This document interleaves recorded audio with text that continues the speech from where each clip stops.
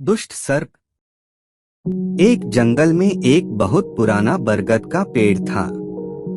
उस पेड़ पर घोंसला बनाकर एक कौआ कव्वी का जोड़ा रहता था। उसी पेड़ के खोखले तने में कहीं से आकर एक दुष्ट सर्प रहना लगा। हर वर्ष मौसल आने पर कव्वी घोंसले में अंडे देती और दुष्ट सर्प मौका पाकर उनके घोंसले में जाकर अंडे खा जाता। एक बार जब कौआ व कव्वी जल्दी भोजन पाकर शीघ्र ही लौट आए तो उन्होंने उस दुष्ट सर्प को अपने घोंसले में रखे अंडों पर झपटते देखा। अंडे खाकर सर्प चला गया। कौए ने कव्वी को ढाढ़स बंधाया, प्रिय हिम्मत रखो, अब हमें शत्रु का पता चल गया है, कुछ उपाय भी सोच लेंगे। कौए ने काफी सोचा विचारा और पहले वाले घोंसले को छोड़ उससे काफी ऊपर टहनी पर घोंसला बनाया और कव्वी से कहा, यहाँ हमारे अंडे सुरक्षित रहेंगे। हमारा घोंसला पेड़ की चोटी के किनारे निकट है और ऊपर आसमान में चील मंडराती रहती हैं। चील सांप की बैरी है। दुष्ट सर्प यहाँ तक आने का साहस नहीं कर पाएगा। कौवे की बात मानकर कव्वी ने नए घोंसले में अंडे सुरक्षित रहे और उनमें से बच्चे भी निकल आए। उधर सर्प उनका घोंसला खाली देखकर यह समझा कि उसके डर से कौआ कव्वी शायद वहां से चले गए हैं, पर दुष्ट सर्प टोह लेता रहता था। उसने देखा कि कौआ कव्वी उसी पेड़ से उड़ते हैं और लौटते भी वहीं हैं।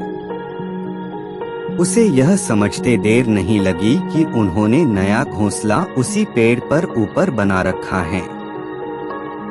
एक दिन सर्प खोह से निकला और उसने कौओं का नया घोंसला खोज लिया। घोंसले में कौआ दंपति के 3 नवजात शिशु थे।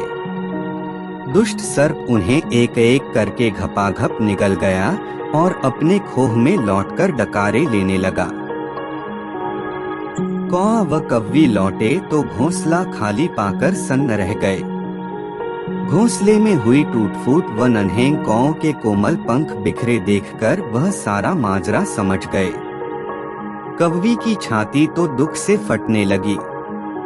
कव्वी बिलख उठी, तो क्या हर वर्ष मेरे बच्चे सांप का भोजन बनते रहेंगे? कौआ बोला, नहीं। यह माना कि हमारे सामने विकट समस्या है, पर यहाँ से भागना ही उसका हल नहीं है। विपत्ति के समय ही मित्र काम आते हैं।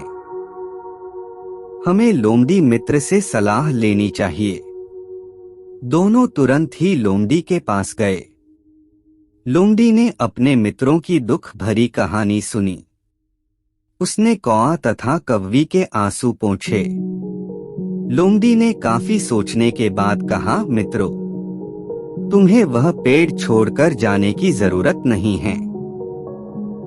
मेरे दिमाग में एक तरकीब आ रही है जिससे उस दुष्ट सर्प से छुटकारा पाया जा सकता है। लोमड़ी ने अपने चतुर दिमाग में आई तरकीब बताई। लोमड़ी की तरकीब सुनकर कौआ कव्वी खुशी से उछल पड़े। उन्होंने लोमड़ी को धन्यवाद दिया और अपने घर लौट आए। अगले ही दिन योजना अमल में लानी थी। उसी वन में बहुत बड़ा सरोवर था।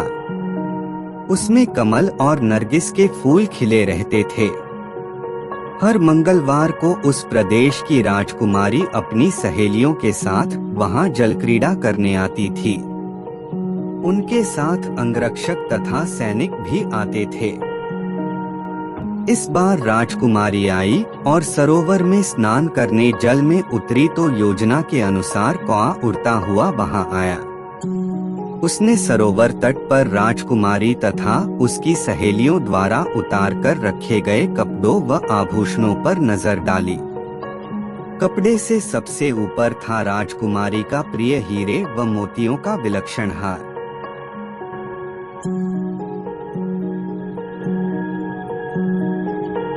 कौए ने राजकुमारी तथा सहेलियों का ध्यान अपनी ओर आकर्षित करने के लिए काम व काम का शोर मचाया।